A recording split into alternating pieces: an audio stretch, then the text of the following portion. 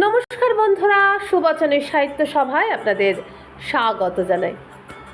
আজ আমি আপনাদের পড়ে শোনাচ্ছি শ্রীমতী লীলা মজুমদারের লেখা একটি মজার গল্প, প্রদীপিসির বর্মি বাক্স।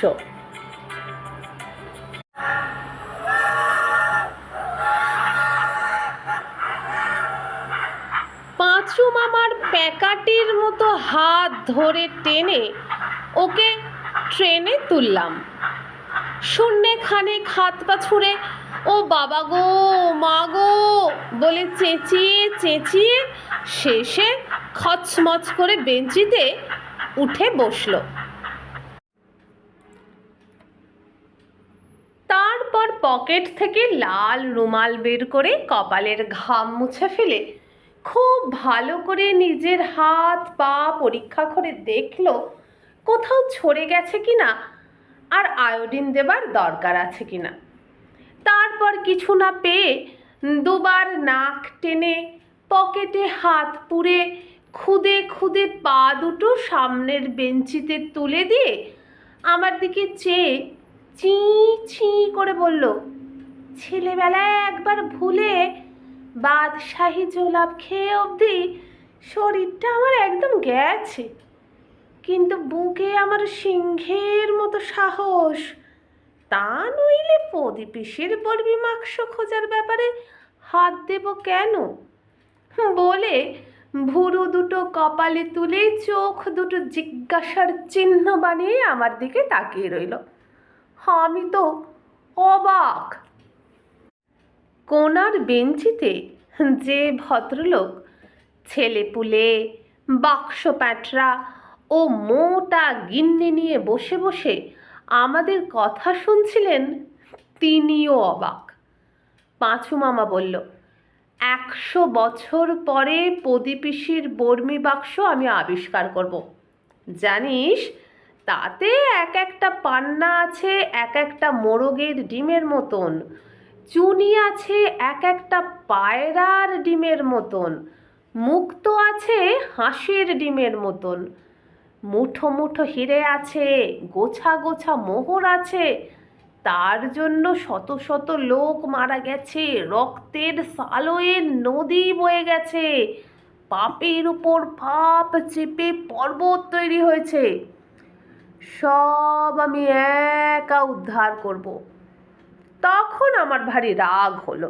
বললাম, তুমি ইঁদুরে ভয় পাও, গরু দেখলে তোমার হাঁটু বেঁকে যায়, তুমি কি করে উদ্ধার করবে? পাঁচু মামা বলল, আমার মনের ভিতর যে সিংহ গর্জন করছে বলে একদম চুপ মেরে গেল। আমি পাঁচু মামাকে একটা ছাঁচি পান দিলাম, 1 বোতল লেমনেড খাওয়ালাম, খাবারওয়ালাকে ডেকে মস্ত শালপাতার ঠোঙা করে লুচি, আলুর দম, কপির সিঙাড়া, খাজা আর রসগোল্লা কিনে ওর হাতে গুঁজে দিলাম। বললাম, ও পাঁচু মামা, প্রদীপিসির বর্মি বাক্সটা কোথায় আছে? পাঁচু মামা আমার এত কাছে ঘেঁষে এলো যে তার কোনোইটা আমার কোঁকে ফুটতে লাগলো। সঙ্গে সঙ্গে পাঁচু মামার ভুরুর প্রত্যেকটা লোম খাড়া হয়ে শুঁয়োপোকার মতো দেখতে হয়ে গেল। ওর মাথাটা ঝুলে আমার এত কাছে এসে গেল যে ওই শুঁয়োপোকার সুরসুরি আমার কপালে লাগলো। পাঁচু মামা নিচু গলায় বলতে লাগলো, আর আমি তাই শুনতে শুনতে টের পেলাম চিমড়ে ভদ্রলোক কখন জানি ওর নিজের বেঞ্চি ছেড়ে পাঁচু মামার ওপাশে ঘেঁষে হাঁ করে কথা শুনছেন। তার চোখ দুটো গোল গোল হয়ে গেছে আর গলার মধ্যেখানে গুটলিটা ওঠানামা করছে। তাই দেখে পাঁচু মামার কথা শুনে আমার গা শিরশির করতে লাগলো। পাঁচু মামা বলতে লাগলো, দেখ, মামা বাড়ি তো যাচ্ছিস, সেখানকার সব গোপন লোমহর্ষক কাহিনীগুলো তোর জানা দরকার। এ কথা কখনো ভেবে দেখেছিস? প্রদীপিসির নাম ইতিহাসে রক্তের অক্ষরে লেখা থাকতে পারত, তা জানিস? ঠাকুর তার প্রদীপিসি অদ্ভুত রাঁধতে পারতেন, একবার ঘাস দিয়ে এসা চচ্চড়ি রেঁধেছিলেন যে সাহেব তো খেয়ে একেবারে থ, যে সে সাহেব নয়, একেবারে বড়লাট বলেছিলেন, এই খেয়েই তুম লোগো কো দেশ কো ऐसा দশা। থাকবে সেসব কথা। অদ্ভুত রাঁধুনি ছিলেন প্রতিবেশী, বেটে খাটো বিধবা মানুষ, গলায় রুদ্রাক্ষের মালা আর মনে জিলিপির প্যাঁচ। সিংহের মতন তেজও ছিল তার। হাজার হোক, একদিক দিয়ে দেখতে গেলে আমি তো তাঁরই বংশধর।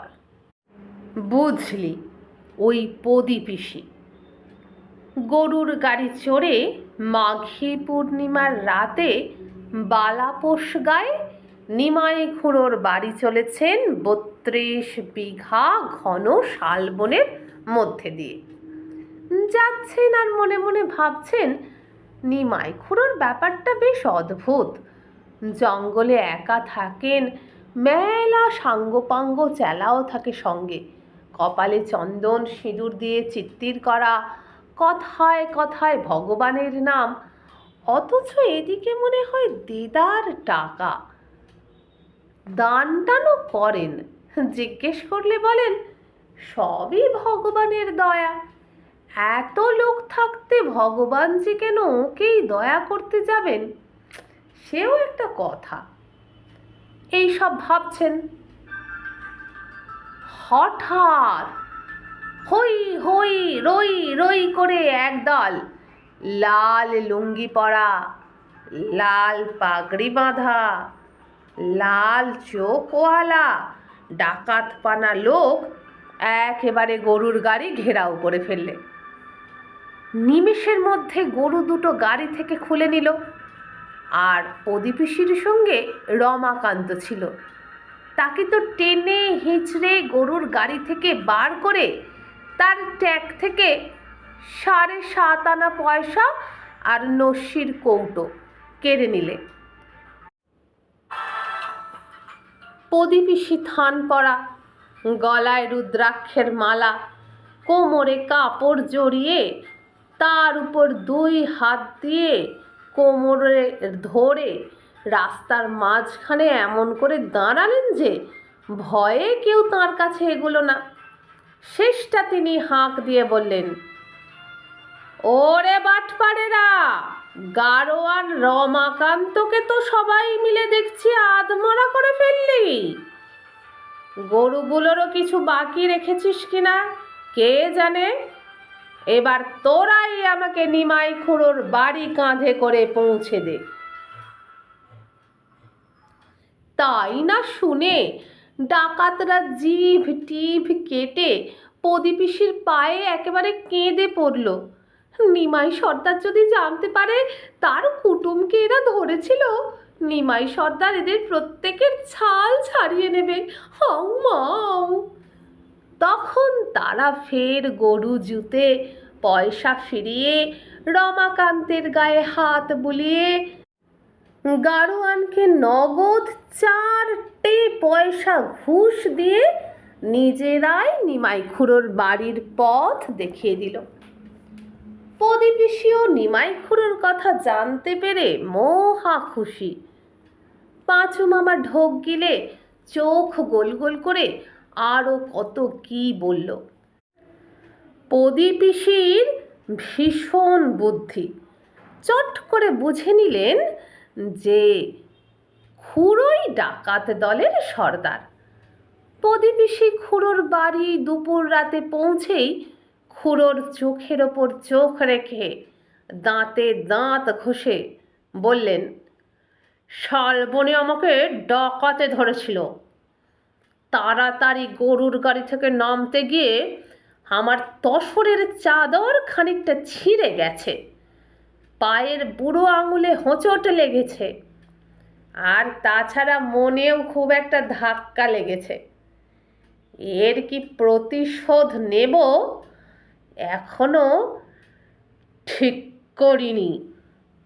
এখন রান্না করব, খাবো, তারপর পান মুখে দিয়ে শুয়ে শুয়ে ভেবে দেখব। খুড়োর মুখখানা ফ্যাকাশে হয়ে গেল। হাত থেকে রূপো বাঁধানো ঘরঘরার নলটা মাটিতে পড়ে গেল।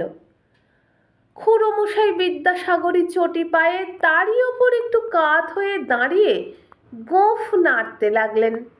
মুখ দিয়ে কথা বেরোলো না। প্রদীপিসি তাই দেখে প্রসন্ন হয়ে বললেন, আমার মধ্যে যে সব সন্দেহরা ঝাঁক বেঁধে অন্ধকার বানিয়ে রেখেছে তারা যাতে মনের মধ্যেই থেকে যায়, বাইরে প্রকাশ পেয়ে তোমার অনিষ্ট না ঘটায়, তার ব্যবস্থা অবশ্যই তোমাকেই করতে হবে বলে চাদরটা চৌকির উপর রেখে কুজো থেকে খাবার জল তুলে নিয়ে পা ধুলেন। তারপর রান্নাঘরে গিয়ে খুড়িকে ঠেলে বের করে দিয়ে মনের সুখে গাওয়া ঘি দিয়ে নিজের মতন 4টি ঘি ভাত রাঁধতে বসলেন। খুড়ো আস্তে আস্তে সেইখানে উপস্থিত হয়ে বললেন, তোমায় 50 টাকা দেব যদি ডাকাতের কথা কাউকে না বলো। প্রদীপিসি এক মনে রাঁধতে লাগলেন। খুড়ো বললেন, 100 টাকা দেব। প্রদীপিসি একটু হাসলেন। খুড়ো বললেন, 500 টাকা দেব। প্রদীপিসি একটু কাশলেন।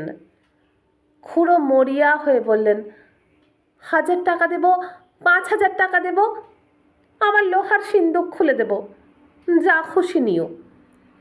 প্রদীপিসি তখন খুন্তি কড়া নামিয়ে রেখে সোজা সিন্ধুকের সামনে উপস্থিত হলেন।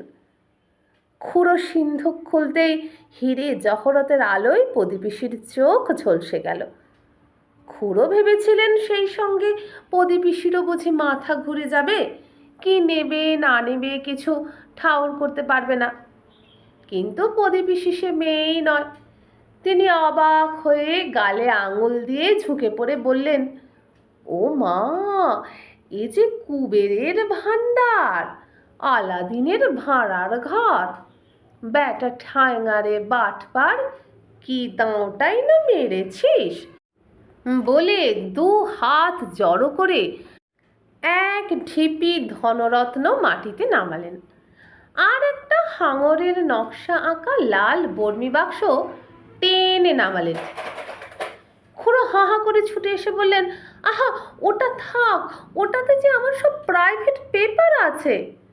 প্রদীপিসি থপ করে মাটিতে বসে পড়ে বললেন, চোপড়াও, নয়তো সব প্রাইভেট ব্যাপার খবরের কাগজে ছেপে দেব বলে কাগজপত্র বের করে ফেলে দিয়ে ওই সব ধনরত্ন বর্মি বাক্সে ভরে নিয়ে আবার রান্নাঘরে গিয়ে জল চৌকিতে বসে কড়াটা উনুনে চাপালেন। সারা রাত ঘুমোলেন না, বাক্স আগলে জেগে রইলেন। ভোর হতে না হতেই আবার গরুর গাড়ি চেপে শালবনের মধ্যে দিয়ে লাল আলোয়ান গায়ে দিয়ে বাড়ি ফিরে এলেন। পাঁচু মামা এবার থামল, আর আমি মাথা বাগিয়ে জিজ্ঞেস করলাম, তারপর? আর সেই চিমড়ে ভদ্রলোকও নিঃশ্বাস বন্ধ করে বললেন, তারপর তারপর? পাঁচু মামা বিরক্ত হয়ে বলল, আপনার কি মশাই? ভদ্রলোক অপ্রস্তুত পানা মুখ করে বললেন, না না, গল্পটা বড় রোমহর্ষক কি না। পাঁচু মামা আরও কি বলতে যাচ্ছিল, আমি হঠাৎ ভদ্রলোকের মুখের দিকে তাকিয়ে ইংরেজিতে বললাম, চুপ, চোখ ইজ জলজলিং। পাঁচু মামা তাকে কিছু না বলে আবার বলতে লাগলো, এত কষ্ট করে পাওয়া বর্মি বাক্স নিয়ে প্রদীপিসি সারাদিন গরুর গাড়ি চেপে বাড়ি মুখো চলতে লাগলেন। দুপুরে সজনে গাছতলায় গাড়ি থামিয়ে খিচুড়ি আর সজনে ফুল ভাজা খাওয়া হলো। তারপর আবার গাড়ি চলল। এমনি করে রাত 10টা নাগাদ প্রদীপিসি বাড়ি পৌঁছলেন। কেউ মনেই করেনি পিসি এত শিগগির ফিরবেন। সবাই অবাক। সবাই বেরিয়ে এসে প্রদীপিসিকে আর জিনিসপত্র পোটলা পোটলি টেনে নামালো।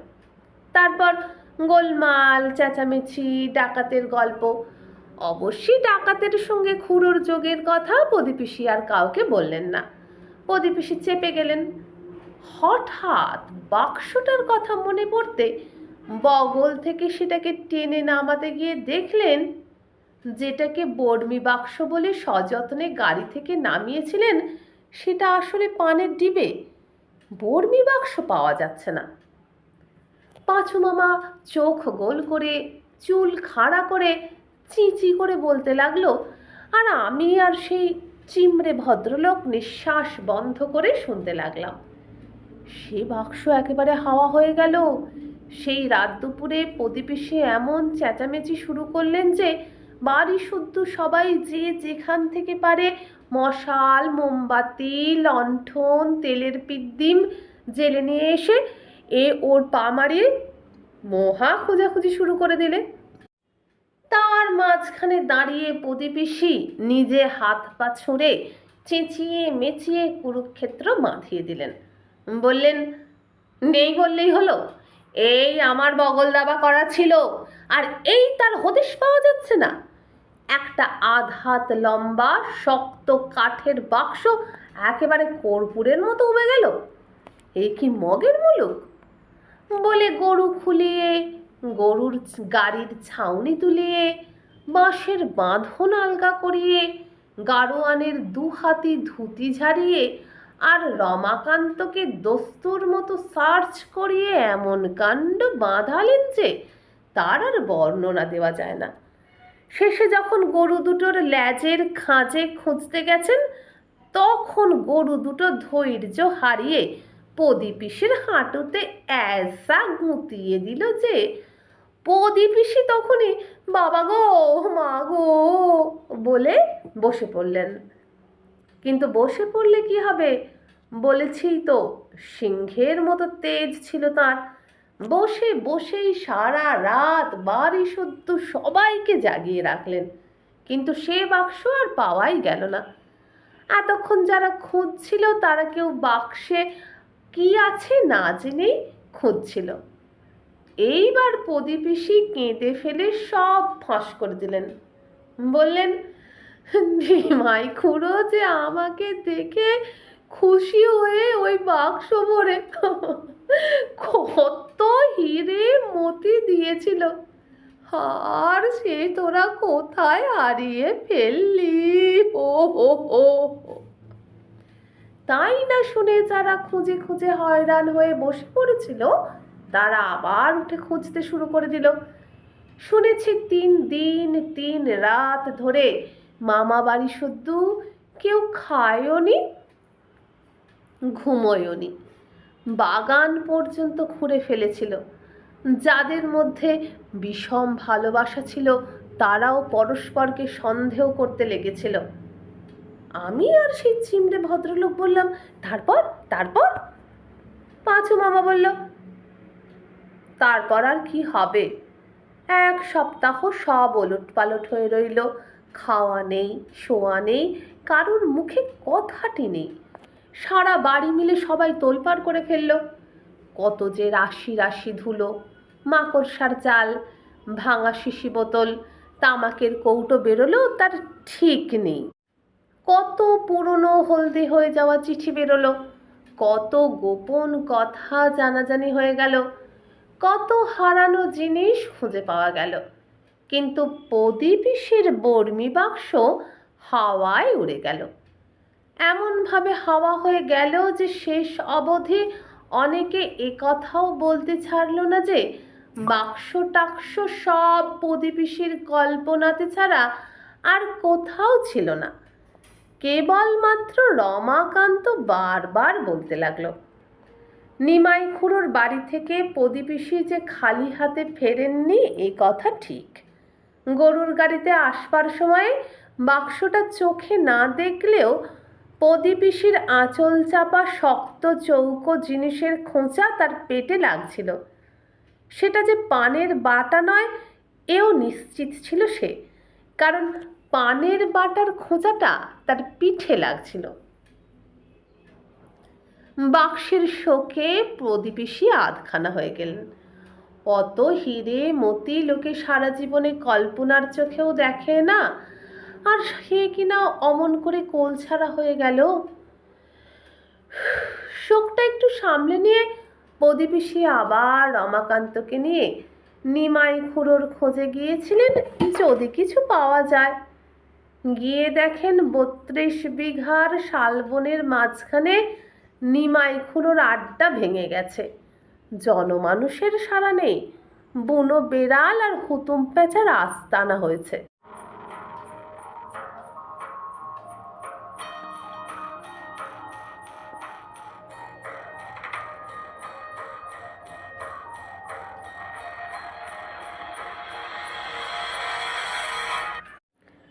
তারপর কত বছর কেটে গেল, বাক্সের কথা কেউ ভুলে গেল, কেউ আবছায়া মনে রাখলো। একমাত্র প্রদীপিসি মাঝে মাঝে বাক্সের কথা তুলতেন। তার আরও বহু বছর বাদে প্রদীপিসি স্বর্গে গেলেন। যাবার আগে হঠাৎ ঠিক করে হেসে বললেন, এই রে, বাক্সটা কি করেছিলাম একদিন পরে মনে পড়েছে, বলেই চোখ বুঝলেন। তাই শুনে প্রদীপিসির শ্রাদ্ধের পর আরও একচোট খোঁজাখুঁজি হয়ে গেল, কিন্তু কোনো ফল হয়নি। চিমড়ে ভদ্রলোক বললেন, তারপর? পাঁচু মামা বলল, সেই বাক্স আমি বের করব। কিন্তু আপনার তাতে কি মশাই?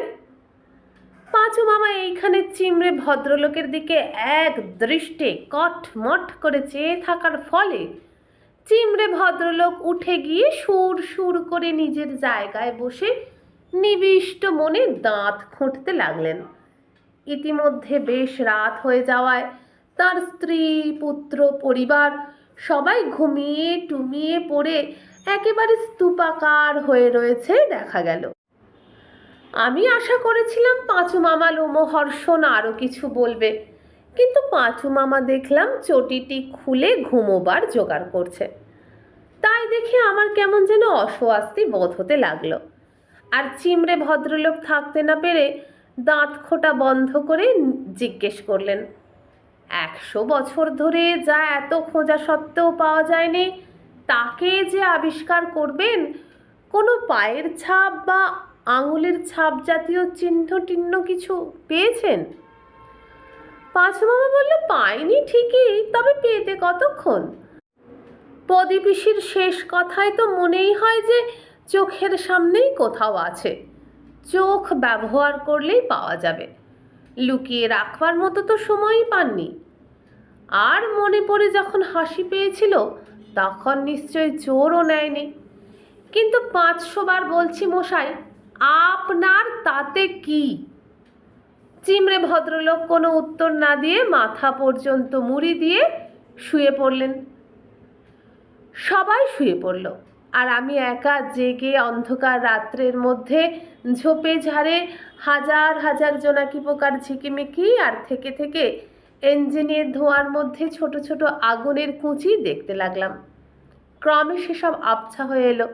আমার চোখের সামনে খালি দেখতে লাগলাম বড় সাইজের একটা বর্মি বাক্স, লালচে রঙের উপর কালো দিয়ে আঁকা বিকট হিংস্র এক মাছ প্যাটার্নের ড্রাগন।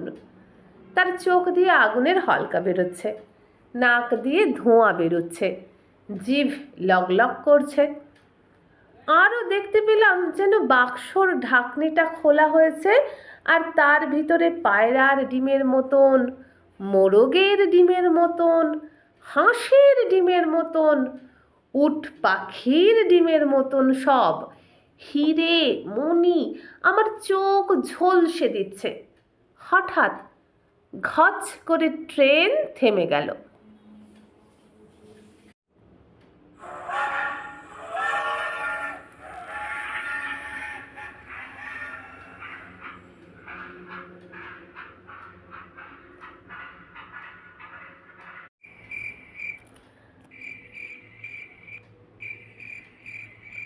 মামার বাড়ি স্টেশনে যখন পৌঁছলুম তখন গভীর রাত। স্টেশনের বেড়ার পেছনে কতগুলো লম্বা লম্বা শিশু গাছের পাতার মধ্যে একটা ঠান্ডা ছায়া শিরশির করে বয়ে যাচ্ছে। প্ল্যাটফর্মে জনমানুষ নেই, ছোট্ট স্টেশন বাড়ির কাঠের দরজার কাছে স্টেশন মাস্টার একটা কালো সেট লাগানো লণ্ঠন নিয়ে হাই তুলছেন। পান খেয়েছেন অজস্র, আর বহুদিন দাড়ি কামাননি। একটা গাড়ি নেই, ঘোড়া নেই, গরুর গাড়ি দূরে থাক, একটা বেড়াল পর্যন্ত কোথাও নেই। আমি পাঁচু মামার দিকে তাকালাম। পাঁচু মামাও ফ্যাকাশে মুখ করে আমার দিকে তাকিয়ে রইল। আমি তখন আর সহ্য করতে না পেরে বললাম, তুমি যে প্রায়ই বলো আমরা এখানকার জমিদার, এরা আমাদের প্রভু ভক্ত প্রজা, এই কি তার নমুনা?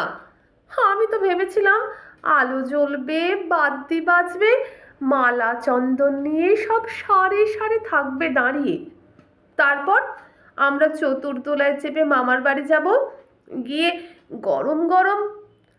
পাঁচু মামা এইখানে আমার খুব কাছে ঘেঁষে এসে কানে কানে বলল, চপ ইডিয়েট, দেখছিস না চারদিক থেকে অন্ধকারের মতো বিপদ ঘনিয়ে আসছে?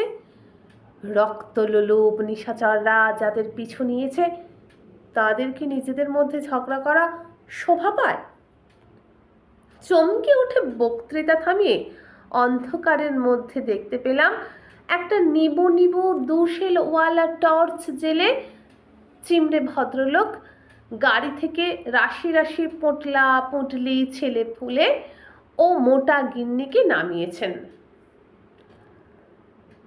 তার মধ্যে শুনতে পেলাম পাঁচু মামা আমার ঘাড়ের কাছে ফোঁস ফোঁস করে নিঃশ্বাস ফেলছে।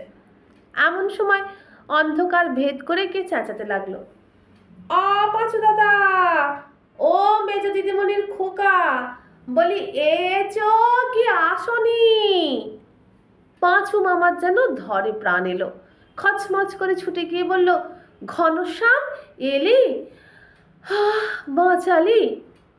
ঘনশ্যাম কিন্তু পাঁচু মামার হাত ছাড়িয়ে নিয়ে বিরক্ত হয়ে বলল, ঘ্যান ঘ্যান ভালো লাগে না পাঁচু দাদা, এদিকে বড় গরু তো আসন পিড়ি হয়ে বসে পড়েছেন, কত টানাটানি করলাম, কত কাকুতি মিনতি করলাম, কত ল্যাজ মোচড়ালাম, শেষ অবধি গাড়ির বাঁশ দিয়ে পেটের নিচে চার দিয়ে পর্যন্ত ওঠাবার চেষ্টা করলাম, সে কিন্তু নড়েও না, ওই রকম বসে বসেই আছে, ঘাস চাবাচ্ছে।